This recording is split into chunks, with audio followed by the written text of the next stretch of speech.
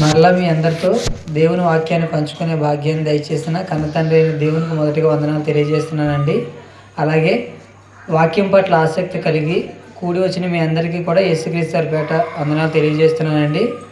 మరి ఈరోజు ఒక చక్కటి అంశాన్ని మీకు ముందుగానే తెలియజేయడం జరిగిందండి. ఒక చక్కటి అంశాన్ని ఈరోజు మీతో పంచుకోవాలని నేను ఒక మంచి టైటిల్ ఇవ్వడం జరిగిందండి. ఏంటి అది అంటే, చింత కలిగిన వారి కొరకు చింతించేదెవరు? చింత కలిగిన వారి కొరకు చింతించేదెవరు? అయితే చింత అనగా ఏంటి అని అంటే, చింత అనగా అర్థము తలంపు, ఆలోచన, వ్యాకులత, ఆందోళన. అలాగే ఇంకా చెప్పాలంటే దుఃఖము. ఇంకా చెప్పాలంటే చింతించడం అనగా బాధపడడం, ఆందోళన చెందడం, భవిష్యత్తు గురించి ఏం జరగబోతుంది, ఏమవుతుందో అని ఒక దాని గురించి ఆలోచించడమే ఈ చింత అంటే. ఇంకా సింపుల్గా చెప్పాలి అంటే, చింత అనగా ఏదైనా ఒక విషయం గురించి ఎక్కువగా ఆలోచించడం, ఏమవుతుందో, ఏం జరుగుతుందో, ఎలా జరుగుతుందో అని ఆలోచించడమే ఈ చింత. అయితే మరి ఈరోజు మనం చూస్తున్న ఈ సమాజంలో చాలామంది ఎన్నో రకాల చింతలతో ఉంటారండి. మనం చూసామనుకోండి, మనం చూస్తున్న ఈ సమాజంలో రకరకాల చింతలతో బాధపడుతూ ఉంటారు చాలామంది. అయితే ఒక్కొక్కరి సమస్య ఏంటి అంటే, ఒక్కొక్కరి సమస్య ఒక్కొక్క రకంగా ఉంటుంది. కొంతమంది దేని కొరకు చింతిస్తుంటారు అంటే, ఇగో అమ్మాయికి వయసు వచ్చింది కానీ ఇంకా ఏ సంబంధాలు కూడా రావడం లేదు అని చెప్పేసి కొంతమంది చింతిస్తుంటారు. అబ్బాయి చదువుకున్నాడు కానీ ఏ ఉద్యోగం లేదు, ఖాళీగానే ఉంటున్నాడు అని చెప్పేసి చింతించేవారు కొంతమంది ఉంటారు. ఈ 60-70 సంవత్సరాల్లో ఈ జానేడు పొట్టను ఎలా నింపుకోవాలి, ఎలా బ్రతకాలి అని చింతించేవారు కొంతమంది ఉంటారు. మనం నివసించడానికి ఒక సరైన ఇల్లు లేదు అని ఆ ఇంటి గురించి చింతించేవారు కొంతమంది ఉంటారు. సరైన ఉద్యోగం లేదని చెప్పేసి ఉద్యోగం గురించి చింతించేవారు కొంతమంది ఉంటారు. ఇలా లోకంలో మనం చూడగలిగితే రకరకాల చింతలతో ఈరోజు భూమి మీద ఉన్న మనుషులంతా కూడా నిండిపోయి ఉన్నారండి. అయితే బైబిల్లో మరి మనుషులు వేటితో నిండిపోయారో, ఎలాంటి చింతలతో నిండిపోయారో కొన్ని మాటలు మనం చూసుకొని ముందుకు వెళ్దామండి. మత్తయి సువార్త 6వ అధ్యాయము 25వ వచనం. మత్తయి సువార్త 6వ అధ్యాయము 25వ వచనం మనం చూడగలిగితే, అందువల్ల నేను మీతో చెప్పినదేమనగా, ఏమి తిందుమో ఏమి త్రాగుదమో అని మీ ప్రాణము గూర్చి అయినను, ఏమి ధరించుకొందుమో అని మీ దేహమును గూర్చి అయినను చింతింపకుడి. చాలా ఇక్కడ యేసుక్రీస్తు వారు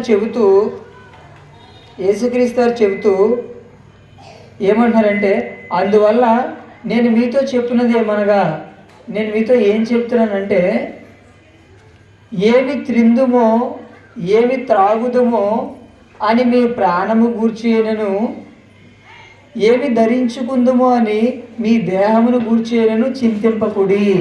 అంటే మనుషులు దేని గురించి చింతిస్తున్నారో ఈ మాటలో మనకు అర్థమవుతుందండి. ఏంటి అంటే, ఏం తినాలి అంటే ఆహారం గురించి చింత. తర్వాత ఏం త్రాగాలి అంటే తాగే దాని గురించి చింత. ఏం ధరించుకోవాలి అంటే వస్త్రాల గురించి చింత. ఈరోజు మనుషుల్లో మనం చూసామనుకోండి, ఆహారం లేదు అని చెప్పేసి ఆహారం కోసం చింతించే వాళ్ళు ఉంటారండి. ఇంకా కొంతమంది ఎలా ఉంటారంటే, కాస్ట్లీ ఫుడ్ లేదని చెప్పేసి అంటే ఎప్పుడు వెజ్జే తింటున్నాం కానీ నాన్ వెజ్ ఎప్పుడూ లేదని బాధపడేవారు కొంతమంది ఉంటారు. తర్వాత త్రాగడానికి సరైన నీళ్లు లేక బాధపడేవారు కొంతమంది ఉంటారు. తాగడానికి ఇంకా ఏవేవో లేవని బాధపడేవారు కొంతమంది ఉంటారు. తర్వాత మంచి బట్టలు లేవని చింతించేవారు కొంతమంది ఉంటారు. అసలు వేసుకోవడానికి బట్టలు లేవే అని కొంతమంది చింతించేవారు ఉంటారు. అయితే దీని ద్వారా ఆహారం కోసం చింతించేవారు, త్రాగే వాటి కోసం చింతించేవారు, ధరించుకునే వస్త్రాల కోసం చింతించేవారు ఉన్నారని మనకు అర్థమవుతుంది. మరొక చింత గురించి మనం చూడగలిగితే 1 కొరింథీ పత్రిక 7వ అధ్యాయము 33వ వచనం. పౌలు గారు కొరింథీయులకు రాసిన 1 పత్రిక 7వ అధ్యాయము 33వ వచనం. పెండ్లి అయిన వాడు భార్యను ఎలాగూ సంతోష పెట్టగలనని లోక విషయమైన వాటిని గూర్చి చింతించుచున్నాడు. ఇందాక చెప్పుకున్నట్లుగా 1 కొరింథీ పత్రిక 7వ అధ్యాయం 33వ వచనం. పెళ్ళి అవ్వలేనప్పుడల్లా కూడా ఏమని బాధపడతారంటే, మా అబ్బాయికి పెళ్ళి అవ్వడం లేదండి, సంబంధాలు ఏవి రావట్లేదని బాధపడతారు. ఇప్పుడు పెళ్ళి అయిన తర్వాత ఆ పురుషుడు ఏమని ఆలోచిస్తాడట? పురుషుడు కానివ్వండి, స్త్రీ కానివ్వండి, పురుషుడైతే భార్యని ఏ విధంగా సంతోషపెట్టాలి అని చింతిస్తాడట. స్త్రీ అయితే భర్తను ఏ విధంగా సంతోషపెట్టాలి అని వీళ్ళు చింతిస్తుంటారట. అంటే ఇదిగో భార్య భర్త గురించి చింత, భర్త భార్య గురించి చింత. ఏంటి చింత? వాళ్ళకి కావాల్సినవన్నీ కూడా తీసుకురావాలి, తీసుకురాకపోతే అదొక బాధ. తర్వాత మరొక చింత గురించి మనం చూడగలిగితే లూకాసు వార్త 10వ అధ్యాయము 40వ వచనం. లూకాసు వార్త 10వ అధ్యాయము 40వ వచనం.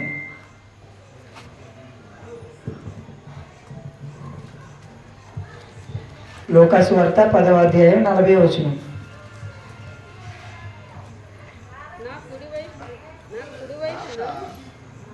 మార్త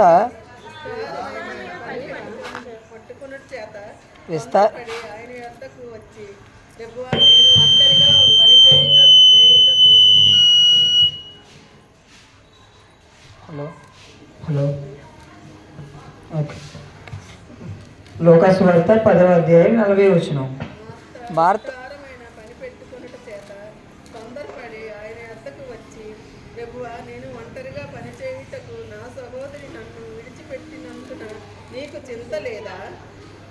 నాకు సహాయం చేయమని ఆమెతో చెప్పాను.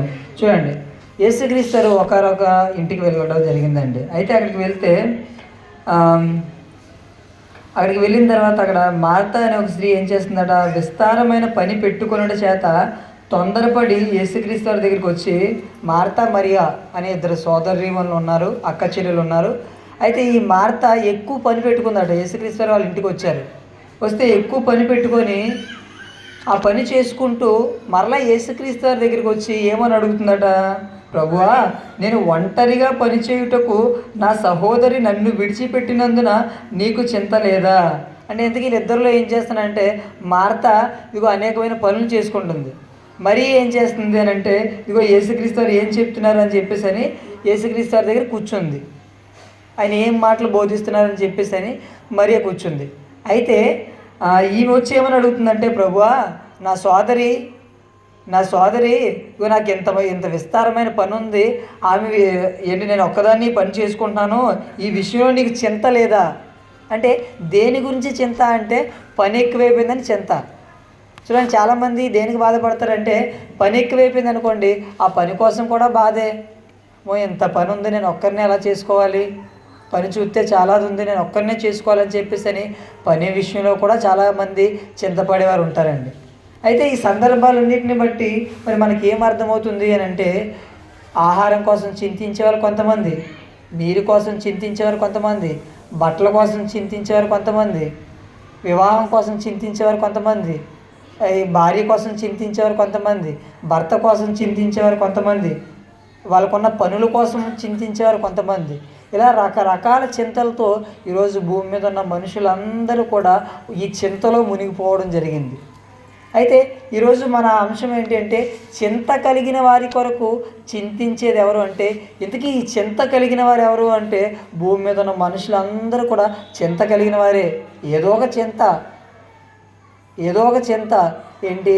ఇల్లు లేదనో, డబ్బులు లేవనో, సరైన తిండి లేదనో, మంచి బట్టలు లేవనో, పిల్లలు సరిగా చదివించట్లేదనో, లేదంటే వాళ్ళకి పెళ్ళిళ్ళనో, వాళ్ళ పిల్లలనో, వాళ్ళు చదివించడం కోసమనో ఇలా ఏదో ఒక దానికోసం ఈ చింతలో మునిగిపోయారండి. అయితే వాస్తవానికి మరి మనిషికి చింత అవసరమా? మనిషికి చింత అవసరమా? దేవుడు ఏం చెప్తున్నారో ఒక మంచి మాటను మనం చూడగలిగితే ఫిలిప్పీ పత్రిక 4వ అధ్యాయము 6వ వచనం. ఫిలిప్పీ పత్రిక 4వ అధ్యాయం 6వ వచనం.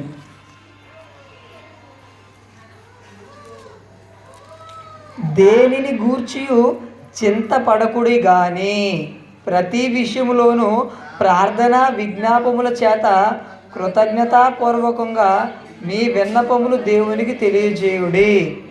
ఈ మాటలో, ఈ వచనంలో మొదటి మాట అండి, దేనిని గూర్చి చింతపడకుడి కానీ. అంటే దేవుడు ఏం చెప్తున్నారంటే దేనికోసం కూడా మీరు చింతపడకండి. అంటే దేనికోసం కూడా మీరు ఎక్కువగా ఆలోచించాల్సిన అవసరం లేదు, దేనికోసం కూడా మీరు ఎక్కువ దుఃఖపడాల్సిన అవసరం లేదని అంటున్నారు. మరి ఎందుకు దేని విషయంలో కూడా చింతపడొద్దు అని చెప్తున్నారంటే మత్తయి సువార్త 6వ అధ్యాయము 27వ వచనం మనం చూడగలిగితే ఎందుకు మరి ప్రభు చింతపడొద్దు అంటున్నారు? మత్తయి సువార్త 6వ అధ్యాయము 27వ వచనం. మత్తయి సువార్త 6వ అధ్యాయం 27వ వచనం. మీలో ఎవడు చింతించుట వలన తన ఎత్తు మూరెడెక్కువ చేసుకొనగలడు? చాలండి. మీలో ఎవడు చింతించుట వలన తన ఎత్తు మూరెడెక్కువ చేసుకొనగలడు? అంటే మీరు చింతపడుతున్నారు రైటే, ఈ చింత పడడం వల్ల మీ ఎత్తు ఏమైనా కొంచెం పెరుగుతుందా? పోనీ మీరు ఏమైనా తక్కువైపోతారా? అంటే మనకి ఇంకా అర్థమయ్యే భాషలో చెప్పాలంటే మీరు చింతపడడం వల్ల వచ్చేది ఏదైనా ఉందా? ఇంకా అర్థం కావడానికి, ఇప్పుడు నాకు ఇల్లు కావాలి అంటే దానికి సంబంధించిన ఏర్పాట్లు చేయడమో లేదంటే కష్టపడి సంపాదించుకోవడమో ఏదో ఒకటి చేయాలి. ఇప్పుడు నేను ఇంటి దగ్గర కూర్చొని నాకు ఇల్లు లేదని నేను బాధపడుతున్నాను అనుకోండి, ఇల్లు ఏమైనా వస్తుందా?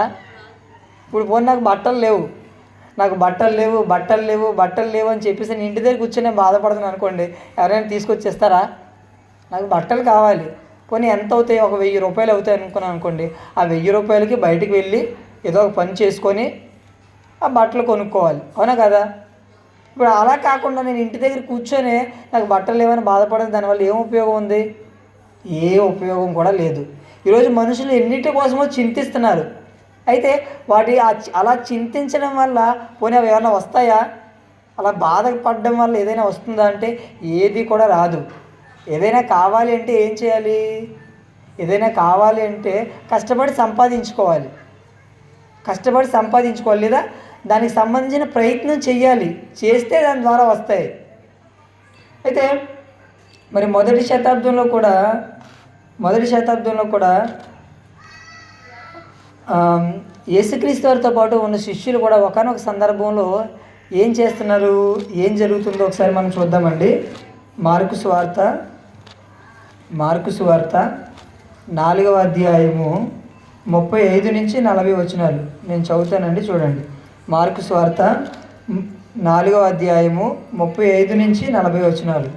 ఇక్కడ సందర్భం ఏంటి అని అంటే యేసుక్రీస్తు వారు తన శిష్యులు వీళ్ళంతా కూడా సముద్రంలో వెళ్తున్నారు. అయితే యేసుక్రీస్తు వారు ఎక్కడ ఉంటే అక్కడే విపరీతమైన జనం కాబట్టి వాళ్ళందరినీ పంపించేశారు. పంపించిన తర్వాత ఏం జరుగుతుంది అని అంటే ఒక చిన్న దోణిలో యేసుక్రీస్తు వారు కొంతమంది శిష్యులు కూడా అందులో వెళ్తున్నారు. అంటే ఒక చిన్న పడవలో వెళ్తున్నారు సముద్రంలో. వెళ్ళేటప్పుడు ఏం జరుగుతుంది అని అంటే 37వ వచనం. అప్పుడు పెద్ద తుఫాను రేగి ఆయన ఉన్న దోణి మీద అలలు కొట్టినందున దోణి నిండిపోయెను. సముద్రంలో వెళ్ళేటప్పుడు తుఫాను అనేది ఒకవేళ ప్రారంభం అయింది అనుకోండి, సముద్రం అప్పటి వరకు ప్రశాంతంగా ఉండదండి. మొత్తం అంతా కూడా అక్కడ వాతావరణం అంతా కూడా మారిపోయి ఏంటి అంటే ఆ తెప్పలు ఏవైతే ఉన్నాయో అవి సరిగా ఉండవు, అటు ఇటు ప్రమాదకరంగా ఉంటాయి. అయితే ఈ తుఫాను వల్ల ఏంటి అంటే ఆ నీరంతా కూడా ఆ దోణిలోనికి వచ్చేస్తే వీళ్ళు కంగారైపోతున్నారు. ఆయన దోణె అమరమున తలగడ మీద తల వాల్చుకొని నిద్రించుచుండెను. పాపం చాలామంది యేసుక్రీస్తు వారు ఎక్కడుంటే అక్కడ విపరీతమైన జనం వస్తుంటే ఎవరిని కూడా వద్దనకుండా ప్రతి ఒక్కరిని కూడా బాగు చేస్తూ యేసుక్రీస్తు వారు ఇంటికి పంపించేవారండి. తర్వాత ఎవరికి భోజనం అంటే వారికి భోజనం పెట్టి పంపించేవారు. అయితే మరి ఎంత కంటిన్యూగా ఆయన స్వస్థపరచడము, ఆహారం పెట్టడం, వీటన్నిటితో ఆయన అలసిపోయి ఉన్నారు కాబట్టి అలా వెళ్ళేటప్పుడు ప్రయాణంలో ఏం చేశారంటే జస్ట్ అలా చిన్నది అలా కొంచెం అలా నిద్రపోతున్నారు. మనం కూడా ఎన్నో ప్రయాణాలు చేస్తూ బస్సు అది ఎక్కాం అనుకోండి, ఏం చేస్తాము, కొంచెం అలా నిద్రపోతూ ఉంటాం. అయితే ఆయన అలా నిద్రపోతూ ఉంటే ఇక్కడ ఏమనుకో తుఫాను వచ్చేసి అలలు ఇందులోకి వచ్చేస్తున్నాయి. అయితే వచ్చేస్తే ఇప్పుడు వీళ్ళు ఏమన్నారంటే అందుకు ఆయన లేచి వారాయన్ని లేపి, బోధకుడా మేము నశించిపోవచ్చున్నాము, నీకు చింత లేదా అని ఆయనతో అనిరి. ప్రభు మేము ఏమనుకో తుఫాను వచ్చేవనుకొని మా పరిస్థితి అతలాకుతలం అయిపోతే మీరేమనుకో చక్కగా అక్కడ నిద్రపోతున్నారా, అసలు నీకు మా కోసం ఏం చింత లేదా అని చెప్పేసి అంటున్నారండి. అయితే మరి యేసుక్రీస్తు వారి గురించి మనం ఆలోచిస్తే యేసుక్రీస్తు వారితో పాటు ఉన్న వాళ్ళు యేసుక్రీస్తు వారు అక్కడ ఏం చేశారు అని అంటే ఎంతోమందికి స్వస్థతలు ఉంటే స్వస్థతలు అవన్నీ చేసి, ఆహారం లేకపోతే ఆహారం పెట్టి ఇవన్నీ చేసి వచ్చిన ఆయన ఒకవేళ తుఫాను వస్తే వీళ్ళందరినీ రక్షించలేరా అంటే అన్ని చేసిన ఆయన వీళ్ళు రక్షించలేరా అంటే రక్షించగలరు. కానీ వీళ్ళకి ఏంటి అంటే అన్ని చూసినా సరే యేసుక్రీస్తు వారు నమ్మకం లేదు. అందుకని యేసుక్రీస్తు వారు కిందనేమంటారంటే అప్పుడు ఆయన మీరు ఎందుకు భయపడుచున్నారు, మీరు ఇంకనూ నమ్మలేక ఉన్నారా అని వారితో చెప్పాను. అంటే వారు మిక్కిలి భయపడి ఈయన ఎవరో గాలి సముద్రమును ఈయనకు లోబడుచున్నదని ఒకరితో ఒకరు చెప్పుకొనిరి. వీళ్ళు భయపడిపోతున్నారు కదా.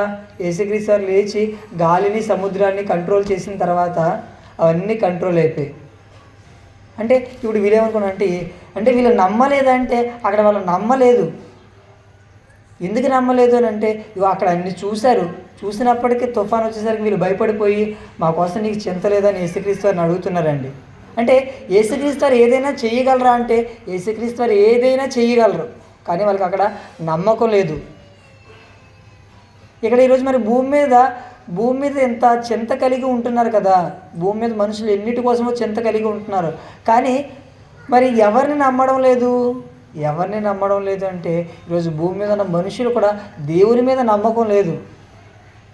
ఎందుకు అన్నిటి కోసం బాధ అంటే దేవుని మీద నమ్మకం లేదు. దేవుని మీద నమ్మకం ఉంటే దేవుడు ఇస్తారా అంటే దేవుని మీద నమ్మకం ఉంటే దేవుడు ఇస్తారు. కానీ ఇచ్చే ముందు ఏం చేయాలో ఇంకా ముందుకు వెళ్ళి మనం ఆలోచిద్దామండి. అయితే మన పాఠంలో భాగంగా చింత కలిగిన వారు ఎవరు అని అంటే ఎవరు చెప్పండి, చింత కలిగిన వారు ఎవరు? భూమి మీద ఎవరైతే బ్రతుకుతున్నారో ఆ బ్రతికే వారంతా కూడా చింత కలిగిన వారే. అయితే చింత కలిగిన వారి కొరకు చింతించేది ఎవరు అంటే లోకంలో ఎవరి బాధల నిమిత్తం వాళ్ళు బాధపడుతుంటే వీరందరి కొరకు బాధపడేవారు ఒకరు ఉన్నారట. ఇంతకీ ఎవరు? మొదటి పేతురు గారు రాసిన మొదటి పత్రిక 5వ అధ్యాయము 7వ వచనం. మొదటి పేతురు పత్రిక 5వ అధ్యాయము 7వ వచనం. ఆయన మిమ్మును గూర్చి చింతించుచున్నాడు కనుక మీ చింత యావత్తు ఆయన మీద వేయుడి. ఆయన మిమ్మును గూర్చి చింతిస్తున్నాడట. భూమి మీద ఉన్న మనుషులంతా కూడా కేవలం 60-70 సంవత్సరాల బ్రతుకు కొరకే వేటి కొరకో చింతిస్తున్నారు. కానీ వీరందరి కొరకు ఎవరు చింతిస్తున్నారట? దేవుడు చింతిస్తున్నారట. అంటే భూమి మీద ఉన్న మనందరి కొరకు ఎవరు చింతిస్తున్నారు అంటే దేవుడు చింతిస్తున్నారు. నిజంగా దేవుడు ఎందుకు చింతిస్తున్నారు? నిజంగా దేవుడు చింతిస్తున్నారు అంటే ఇది చిన్న విషయం కాదండి, ఇది చాలా పెద్ద విషయం.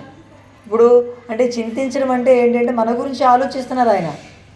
ఇప్పుడు మన కోసము ఒక సాటి మనిషి ఆలోచిస్తున్నారు అనుకోండి, ఏంటి ఆ వ్యక్తి నా కోసం ఆలోచిస్తున్నారా అని చెప్పేసి మనం ఆలోచించడం ప్రారంభిస్తాం. ఇంకా కొంచెం ముందుకు వెళ్తే మన కోసం ఏదైనా ఒక రాజకీయ నాయకుడు ఆలోచిస్తున్నాడు అనుకోండి, ఇదిగో నా కోసం ఒక రాజకీయ నాయకుడు ఆలోచిస్తున్నాడు అని చెప్పేసి అనుకుంటాం. ఇంకా ఆలోచించగలిగితే మన కోసం ఒక రాష్ట్రాన్ని పరిపాలించే ఒక ముఖ్యమంత్రి ఆలోచిస్తున్నాడు అనుకోండి, ఇదిగో నా కోసం ఒక ముఖ్యమంత్రి ఆలోచిస్తున్నాడు అని చెప్పేసి అనుకుంటాం. ఇంకా ముందుకెళ్ళి ఆలోచించి మన కోసం ఒక దేశాన్ని పరిపాలించే ప్రధానమంత్రి ఆలోచిస్తున్నాడు అనుకోండి, ఇగో నా కోసం ప్రధానమంత్రి ఆలోచిస్తున్నాడు అని చెప్పేసి అని అందరూ కూడా ఫోకస్ చేస్తారు.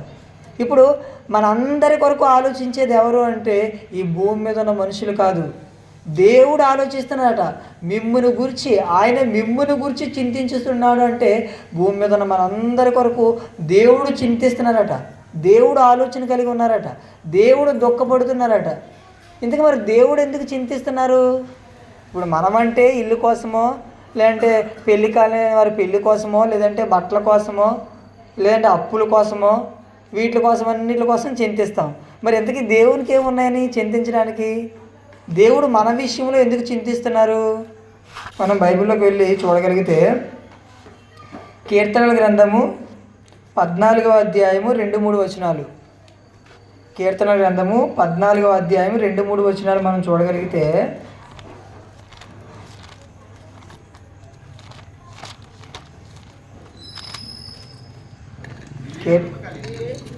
చదవండి అంకు.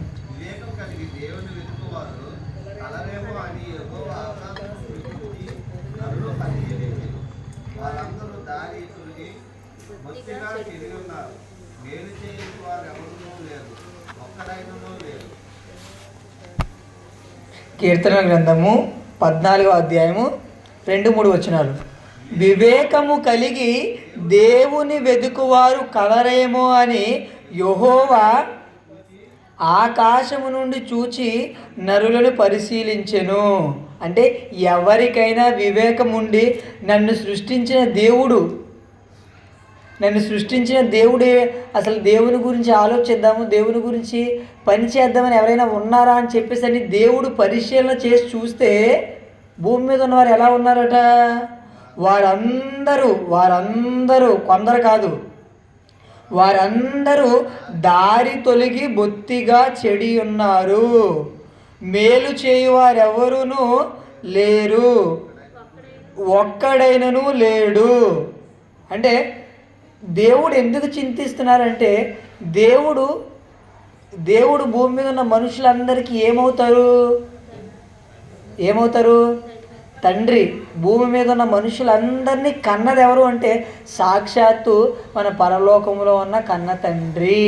ఆ దేవుడే మనలందరినీ కన్నారు, ఆయనే మనకు తండ్రి. అయితే మరి తండ్రిగా ఆయన పరలోకం నుంచి భూమి మీదకు చూస్తే, తన పిల్లలైన వారందరి వైపు చూస్తే అసలు ఆయన గురించి పట్టించుకునేవారు ఎవరు లేరట. ఎవరు లేరట. ఆయన గురించి ఆలోచించేవారు ఎవరు లేరట. అసలు ఆయన్నే మర్చిపోయి అందరూ కూడా ఎలా ఉన్నారట? అందరూ దారి తొలగి బొత్తిగా చెడిపోయి ఉన్నారట. అందులో మేలు చేసేవారు ఎవరైనా ఉన్నారంటే ఒక్కడు లేడట. అంటే మేలు చేసేవారు లేరు అంటే అందరూ ఏం చేసేవారు? అందరూ కీడు చేసేవాళ్ళే. మేలు చేసేవారు ఎవరు లేరా అంటే మేలు చేసేవారు ఎవ్వరూ కూడా లేరు. ఏమండి, భూమి మీద మనం కన్నా మన పిల్లలు మనల్ని పట్టించుకోకుండా ఉంటే ఏ తల్లిదండ్రులైనా ఆనందంగా ఉండగలరా? ఏ తల్లి అయినా ఏ తండ్రి అయినా సంతోషంగా ఉండగలరా? ఏ తల్లి కూడా ఉండలేరు, ఏ తల్లిదండ్రులు కూడా ఉండలేరు. ఈరోజు మనము వృద్ధాశ్రయంలోకి వెళ్ళి మనం చూసామనుకోండి, చాలామంది తల్లిదండ్రులు చాలా బాధపడుతుంటారండి. ఎందుకు బాధపడుతుంటారంటే, ఇగో నేను పిల్లలు కన్నానండి, నిజంగా గొప్ప చదువులు చదివించానండి, నిజంగా వాళ్ళ కోసం నా కష్టమంతా కూడా ధారపోసానండి, వాళ్ళు చక్కగా మంచి చదువులు చదివిస్తే ఈరోజు వాళ్ళు గొప్ప ఉద్యోగాల్లో ఉండి ఇదిగో మమ్మల్ని ఇక్కడ అనాథాశ్రమంలో వేస్తారండి అని చెప్పేసి అని వాళ్ళు ఎంతో బాధపడుతుంటారండి. నాకు కూడా ఏమనిపిస్తుంది అంటేనండి, ఆ వీడియోలు కానివ్వండి, తర్వాత న్యూస్ కానివ్వండి, ఇలాగా తల్లిదండ్రులు విడిచిపెట్టేసిన పిల్లలని ఇవన్నీ చూసినప్పుడు ఏమనిపిస్తుంది అంటే, పాపం వీళ్ళ కోసం ఎంత కష్టపడి ఉంటారు, చాలా కష్టపడి ఉంటారు కదా. వాళ్ళు ఎల్కేజీ, యూకేజీ, నర్సరీ అని అక్కడ మొదలు పెడితే వాళ్ళు ఉద్యోగాలు వచ్చేంత వరకు, వాళ్ళకి 25 సంవత్సరాలు వచ్చేంత వరకు కూడా వాళ్ళకి కని మోసి పెంచి చదువుల కోసం చదివించి, తల్లిదండ్రులైన వారికి సరైన బట్టలు లేకపోయినా, సరైన తిండి లేకపోయినా, సరైన చెప్పులు లేకపోయినా, నాకు లేకపోయినా నా కుమారుడు బాగుండాలి, నా కుమార్తె బాగుండాలని ఎంతో కష్టపడి ఎన్నో చేస్తుంటారు కదా. ఇన్ని చేసిన తర్వాత అదే పిల్లలు అమ్మో నా తల్లిదండ్రులు నా కోసం ఎంత కష్టపడ్డారని మినిమం ఆలోచించకుండా వాళ్ళు తీసుకొని వెళ్ళి అనాథాశ్రమంలో వేసేస్తే ఆ తల్లిదండ్రుల హృదయాలు ఏమైపోతాయండి? ఇగో వీళ్ళ కోసమే ఎంత చేసింది, వీళ్ళ కోసమే పస్తులు ఉన్నది, వీళ్ళ కోసమే ఎంత కష్టపడిందని ఎంత బాధపడతారో ఈరోజు పరలోకంలో ఉన్న దేవుడు కూడా అంతే బాధపడుతున్నాడండి. అయ్యో వీళ్ళ కోసం మన కోసం కూడా దేవుడు ఎన్ని చేయలేదండి? ఈరోజు మనం అనుభవిస్తున్నవన్నీ కూడా దేవుని దయ వల్లనే ఈరోజు భూమి మీద ఉన్న మనం అంతా కూడా బ్రతికి బట్టగట్టగలుగుతున్నాం. మనం గాలి పీల్చుకుంటున్నామంటే దేవుని దయ వల్లే, మనం నీరు త్రాగుతున్నామంటే దేవుని దయ వల్లే, చక్కగా 3 పూట్ల ఆహారాన్ని తీసుకుంటున్నామంటే దేవుని దయ వల్లే. ఈరోజు మనం ఏ ఆరోగ్యం లేకుండా ఏ అనారోగ్యం లేకుండా ఆరోగ్యంగా ఉంటున్నామంటే దేవుని దయ వల్లే, దేవుని దయ వల్లే. ఈరోజు చూడండి, ఎంతోమంది ఒకవేళ మనం హాస్పిటల్స్లో చూసామనుకోండి, చాలామంది చాలా రోగాలతో బాధపడుతుంటారు. కానీ అలాంటి స్థితి మనకేమైనా ఉందా? అలాంటి స్థితి మనకి ఏమీ లేదు. ఆరోగ్యాన్ని ఇచ్చి, ఆయుష్నిచ్చి, కుటుంబాన్ని ఇచ్చి, గాలినిచ్చి, నీరునిచ్చి, తర్వాత పిల్లల్నిచ్చి, పిల్లలు కావాలంటే గర్భఫలాన్ని దయచేసి, ఇన్ని చేస్తున్నప్పటికీ ఈరోజు ఆ పరలోకపు తండ్రి కోసం ఎవరైనా ఆలోచిస్తున్నారా అంటే ఎవ్వరు కూడా ఆలోచించడం లేదండి. ఎవరైనా దేవుని కోసం నా కోసం ఆలోచించేవారు ఎవరైనా ఉన్నారేమో అని ఆయన పరిశీలన చేసి చూస్తున్నాడట. పరిశీలన చేసి చూస్తే ఒక్కరు కూడా దేవుని గురించి పట్టించుకునేవారు లేరట. అంటే దేవుని గురించి ఆలోచించేవారు లేరు, దేవుని పట్టించుకునేవారు లేరు. పోనీ మరి దేవుని పనులు చేసేవారు ఎవరైనా ఉన్నారా అంటే దానికోసం కూడా మనం చూద్దామండి. కీర్తనల గ్రంథము 28వ అధ్యాయము 5వ వచనం. కీర్తనల గ్రంథము 28వ అధ్యాయము 5వ వచనం మనం చూడగలిగితే, యెహోవా కార్యములను వారు లక్ష్య పెట్టరు, ఆయన హస్తకృత్యములను వారు లక్ష్య పెట్టరు. చాలా అనుకో. కీర్తనల గ్రంథము 28వ అధ్యాయము 5వ వచనం, యెహోవా కార్యములను వారు లక్ష్య పెట్టరు. అంటే దేవుని కార్యాల గురించి పట్టించుకోరా అంటే దేవుని కార్యాల గురించి పట్టించుకోరు. ఈరోజు లోకంలో ఉన్నవారు తల్లిదండ్రులు పట్టించుకుంటే వాళ్ళకి కావాల్సినవన్నీ సమకూరుస్తారు. తల్లిదండ్రులనే పట్టించుకోలేని వాళ్ళు వాళ్ళకేం సేవ చేస్తారు? అన్నా సేవ చేస్తారా? ఇప్పుడు తల్లిదండ్రులు కనుక ఏదైనా చెయ్యాలంటే మొదటగా వాళ్ళని గౌరవించి, ఈయన నా తల్లి అండి, నా తండ్రి అండి అని చెప్పేసి వాళ్ళ గురించి ఆలోచించిన తర్వాత వాళ్ళకి ఏది కావాలన్నా తీసుకొని వచ్చి పెడతారు. అంతే కదా. ఇప్పుడు తల్లిదండ్రులు పట్టించుకోవడం లేదు కాబట్టి ఎక్కడో ఏం చేస్తున్నారు? అనాథాశ్రమంలో వేసేస్తున్నారు. ఇప్పుడు అలాగే దేవుని గురించి మనం ఆలోచించామనుకోండి, ఆలోచిస్తే ఏదైనా కార్యం చేయగలం. దేవుని గురించి ఆలోచనే లేనప్పుడు పని ఏం చేస్తాము? ఏ పని కూడా చేయము. అయితే మరి ఈరోజు భూమి మీద ఉన్న వారందరినీ చూస్తే దేవుని గురించి ఆలోచించేవారు లేరు, దేవుని పని చేసేవారు లేరు. మరి దేవుని గురించి ఆలోచించకుండా, దేవుని పని చెయ్యకుండా ఈ బ్రతికే వీళ్ళ పరిస్థితి ఏం జరుగుతుంది? దేవునికి పుట్టి దేవుని వల్ల బ్రతుకుతూ ఆ దేవుణ్ణే మర్చిపోతే ఏం జరుగుతుంది? ఏం జరుగుతుందో ఒక బ్రహ్మాండమైన వచనం మనం బైబిల్లో చూద్దామండి. కీర్తనల గ్రంథము 9వ అధ్యాయము 17వ వచనం.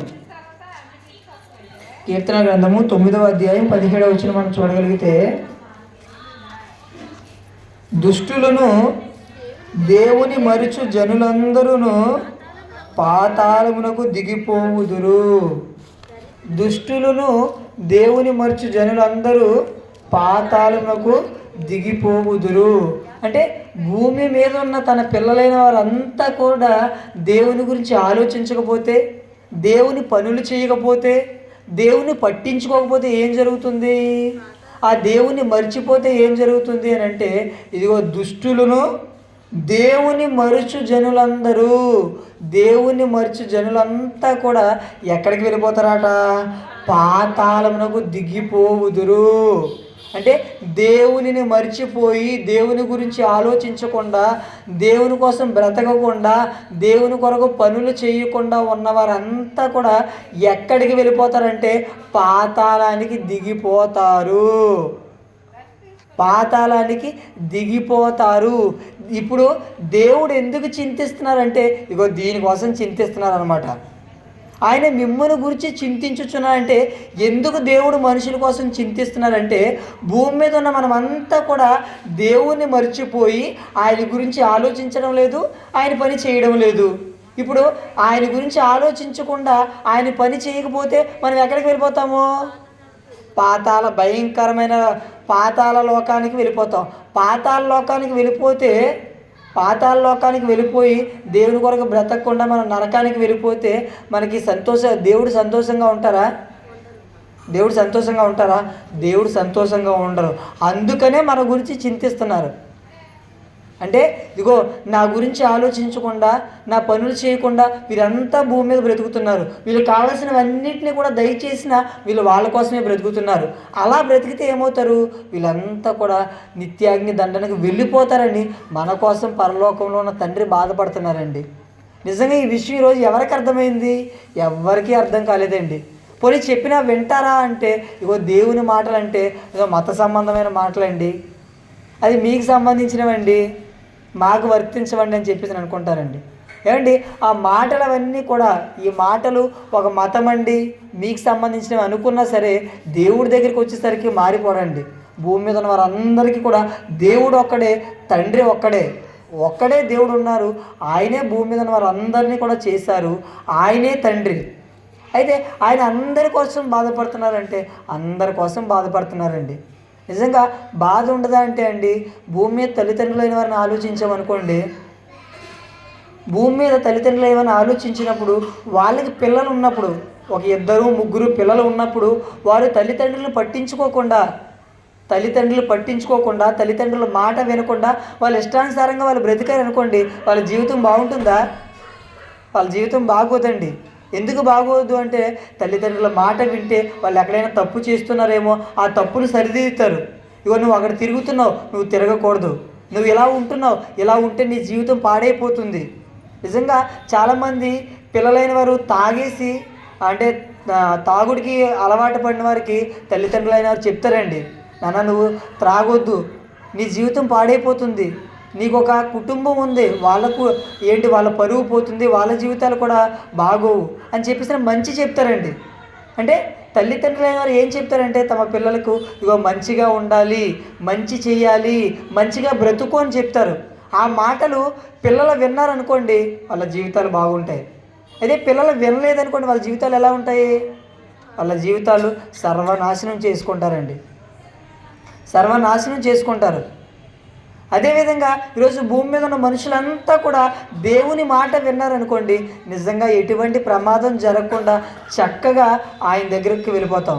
మరి దేవుని మాట వినకపోతే ఏం జరుగుతుంది అంటే ఇగో తల్లిదండ్రులకు లోబడలేని పిల్లలు ఏ విధంగా అయితే వాళ్ళ జీవితాలను నాశనం చేసుకుంటారో, దేవుని మాట వినలేని వారంతా కూడా వాళ్ళ జీవితాలను నాశనం చేసుకుంటారండి. ఈరోజు భూమి మీద ఉన్న వారంతా కూడా ఇలా నాశనం చేసుకుంటున్న వారే అండి. దేవుని మాట వినకుండా, దేవునికి లోబడకుండా, దేవుని మాటలు చెబుతున్నా పట్టించుకోకుండా బ్రతికేవారు తప్ప దేవుని యొక్క ఆవేదనను, దేవుని యొక్క మనసును తెలుసుకునేవారు ఎవ్వరు కూడా లేరండి. పోనీ ఎవరి ద్వారానే దేవుని మాటలు వినబడుతుంటే ఆ వినబడే మాటలు విని వాళ్ళ జీవితాలు మార్చుకున్నారంటే అది కూడా లేదండి. అయితే ఆయన దేని గురించి ఆలోచిస్తున్నారంటే మన కోసం చింతిస్తున్నారు. అలాగే మన ఆత్మ కోసం, అంటే మన కోసం అంటే ఈ శరీరం కోసం కాదండి. ఈ శరీరం అనేది ఏంటి అంటే కేవలం 60-70 సంవత్సరాలు ఉంటుంది ఈ భూమి మీద. మనం అంటే ఆత్మ ఈ భూమి మీద ఉండాలి అంటే ఈ ఆత్మకు ఒక తొడుగు కావాలి. ఆ తొడుగే ఈ శరీరం.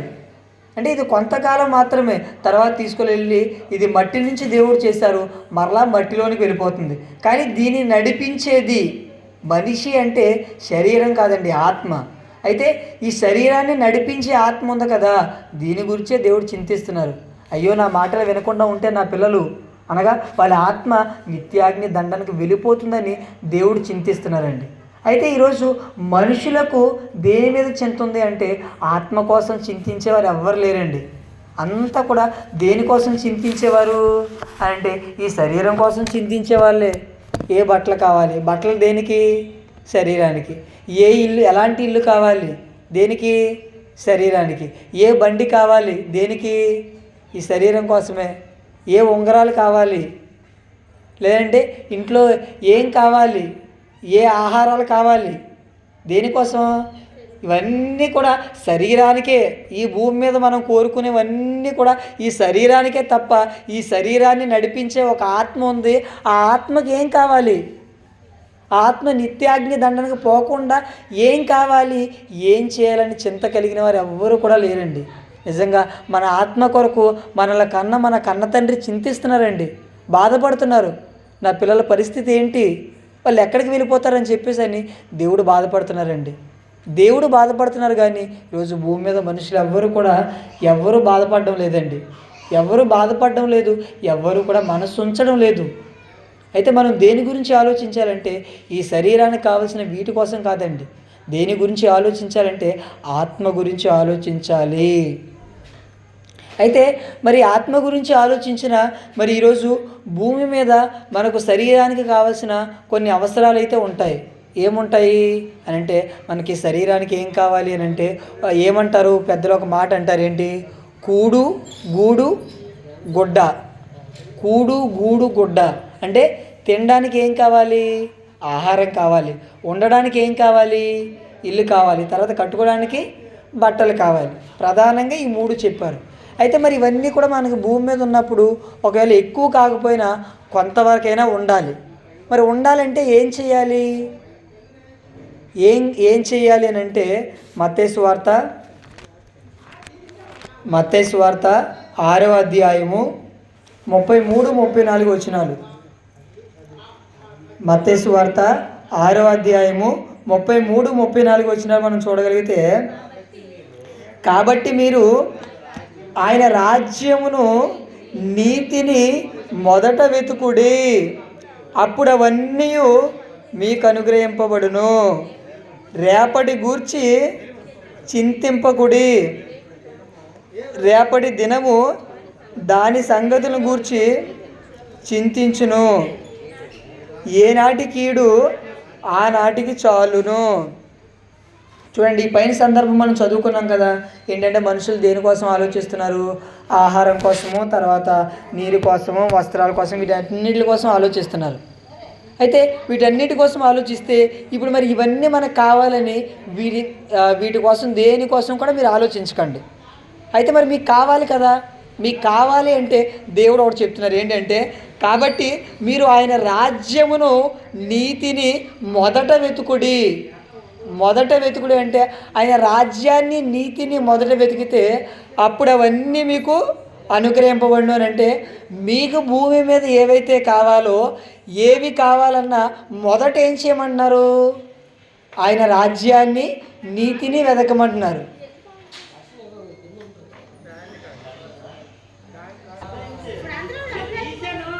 చూడండి, మత్తయి సువార్త 6వ అధ్యాయము 33-34 వచనాలు మనం చూడగలిగితే ఇక్కడ ఏమి వ్రాయబడి ఉంది? ఏమి వ్రాయబడింది అంటే, కాబట్టి మీరు ఆయన రాజ్యమును నీతిని మొదట వెతుకుడి, అప్పుడు అవన్నీ మీకు అనుగ్రహింపబడును. అంటే మొదట దేని గురించి ఆలోచించాలంటే ఈ శరీర సంబంధమైన మీకు కావాలా? మీకు ఆహారం కావాలా? వస్త్రాలు కావాలా? నీరు కావాలా? ఇంకా మీకు ఏది కావాలో మీకు అవన్నీ కూడా ఇస్తాను. కాకపోతే కండిషన్ ఏంటి అని అంటే మీరు ఆయన రాజ్యమును నీతిని మొదట వెతకండి. అంటే మొదట మీరు దేవుని కోసం ఆలోచించండి, దేవుని పని చేయండి. తర్వాత మీకు ఏం కావాలో అవన్నీ నేను ఇస్తానని దేవుడు చెప్తున్నారు. ఎంతకైనా మనకు ఆఫర్ ఏం కావాలండి? ఇప్పుడు మీరు దేనికోసం ఆలోచించకండి. ఇప్పుడు మీరు దేనికోసం చింతిస్తున్నారు? ఆహారం కావాలనుకుంటున్నారు, మంచి ఆహారం కావాలనుకుంటున్నారు, నీరు కావాలనుకుంటున్నారు, వస్త్రాలు కావాలనుకుంటున్నారు, ఇంకా ఇల్లు కావాలనుకుంటున్నారా? పిల్లలకి పెళ్ళి కావాలనుకుంటున్నారా? లేదంటే పిల్లలు కావాలనుకుంటున్నారా? మీకు ఏం కావాలో అన్నీ నేను ఇస్తాను. అయితే మీరు మొదట ఏం చేయాలి అంటే ఆయన రాజ్యాన్ని నీతిని వెతకండి. అంటే దేవుని గురించి ఆలోచించండి. ఫస్ట్ దేవుని గురించి ఆలోచిస్తే ఏం చేస్తాము? ఆయన పనిలో ఉంటాము. అంటే దేవుని గురించి ఆలోచించి ఆయన పని చేస్తే మనకు భూమి మీద కావాల్సినవన్నీ కూడా దేవుడు అనుగ్రహిస్తానని చెప్తున్నారండి. ఇంతకు మించిన ఆఫర్ మనకి ఎవరికి కావాలండి? ఎవరికి కూడా అవసరం లేదు. దేవుడు ఒక గొప్ప ఆఫర్ ఇస్తున్నారు. ఏంటంటే, మీరు మొదట నా గురించి ఆలోచించండి, తర్వాత మీకు కావాల్సినవన్నీ కూడా నేను చూసుకుంటాను అన్నారు. ఎందుకు దేవుడు చింతించొద్దన్నారంటే, మీరు చింతించడం వల్ల వచ్చేది ఏది కూడా లేదు, మీరు బాధపడడం వల్ల వచ్చేది ఏది కూడా లేదు. మీరు అతిగా ఆలోచించడం వల్ల మీకు వచ్చేది ఏది కూడా లేదు. ఇంకా అతిగా ఆలోచిస్తే దానివల్ల అనారోగ్యం కూడా వస్తుంది. కాబట్టి మీరు అతిగా ఆలోచించకండి. కొంతమంది డాక్టర్స్ దగ్గరికి వెళ్ళినప్పుడు ఏంటండి ప్రాబ్లం అంటే, ఈవిడ ఎక్కువగా ఆలోచిస్తుందండి, దేనికోసం ఎక్కువగా ఆలోచిస్తుందండి అని చెప్తుంటారు. ఇప్పుడు దేవుడు ఏం చెప్తున్నాడంటే, మీరు దేనికోసం టెన్షన్ పడాల్సిన అవసరం లేదు, మీరు ప్రశాంతంగా ఉండండి. మొదట నా కోసం ఆలోచించండి, తర్వాత మీకు కావాల్సినవన్నీ కూడా దేవుడిగా నేను ఇస్తాను అని అంటున్నారండి. మరి దేవుడు ఇస్తారా అంటే, దేవుడు ఇస్తారండి. ఈరోజు మనం చూస్తున్న ఈ విశాల విశ్వం ఎవరిచ్చిందండి? దేవుడిచ్చిందే. మరి మనం పీల్చే గాలి, త్రాగే నీరు, మనకి ఎన్నో రకాల ఆహారము, ప్రతీదీ సమకూర్చింది ఎవరు? దేవుడు. ఇన్ని ఇచ్చిన ఆయన మన అవసరాలు తీర్చలేరా? ఈ విశ్వంలో మనం ఉంటున్న భూమి చాలా చిన్నది. ఈ విశ్వంలోనే మనం ఉంటున్న ఈ భూమి చాలా చిన్నది. ఆ భూమి మీద ఎన్నో దేశాలు, రాష్ట్రాలు, జిల్లాలు, మండలాలు, గ్రామ పంచాయతీలు, ఆ గ్రామంలో చిన్న ఇల్లు, అందులో చిన్న మనిషి మనము. ఎంత చేసిన ఆయన మన అవసరాలు తీర్చలేరా అంటే, మన అవసరాన్ని తీరుస్తారు. అది మనం నమ్మాలి. కాబట్టి మనకి చింత అవసరమా అంటే, ఇదిగో మనకి చింత అవసరం లేదు. దేవుని గురించి ఆలోచించామనుకోండి, మనం నిత్యాగ్ని దండానికి వెళ్తామా? దేవుని గురించి ఆలోచిస్తే మనం నిత్యాగ్ని దండానికి వెళ్ళము, మనం దేవుడున్న చోటికి వెళ్తాము, మనకి అనారోగ్యం రాదు, మనకు భూమి మీద దేని కొరకు కూడా ఆలోచించాల్సిన అవసరం లేదు. మనకు కావాల్సినవన్నీ కూడా దేవుడు సమకూరుస్తారు. కాబట్టి చింత కలిగిన వారి కొరకు చింతించేది ఎవరు అంటే, ఈరోజు ఎన్నో చింతలతో నిండుకుపోయిన మనుషులందరి కొరకు కూడా మన పరలోకంలో ఉన్న కన్న తండ్రి బాధపడుతున్నారు.